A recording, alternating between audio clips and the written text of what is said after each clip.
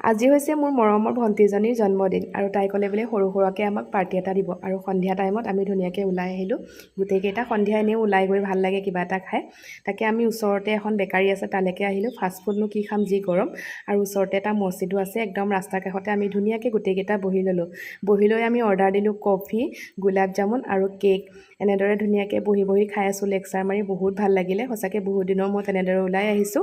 আৰু আপোনালোকে আশীৰ্বাদ কৰিব তাইক জন্মদিনৰ শুভেচ্ছা দিব আৰু এইফালে আমি ধুনীয়াকৈ বেকাৰীৰ পৰা কিছুমান বস্তু ঘৰৰ কাৰণে লৈও ল'লোঁ আৰু খাই মেলি আহি ওচৰতে এখন কসমেটিক্সৰ দোকান আছে তালৈ আহিলোঁ তাইক বোলো কিবা এটা ছাৰপ্ৰাইজ গিফ্ট দিম কিন্তু তাই লগতে আছে কিনো ছাৰপ্ৰাইজ হৈ থাকিব তাই গমেই পাব সেয়ে তাইক সুধি পেলাই বোলো কি ভাল লাগে আৰু তাই ওলোটাই মুখে ক'লে বোলে মোৰ ভাল লগা বস্তুটোহে তাইক লাগে দিলেই হ'ল বুলি কৈছে আৰু কোনো দাবী নাই বোলে আৰু যিহেতু আমাৰ মাইকী মানুহৰ এইবোৰ বস্তুৰ প্ৰতি অকণমান দুৰ্বলতা আছে সেয়ে আমি আহি গ'লোঁ এইখন দোকানলৈ আমি আগতেও আহোঁ বহুত চিনাকি আগৰ পুৰণা হয় আমাৰ দাদাজনৰ বহুত দিনৰ মূৰত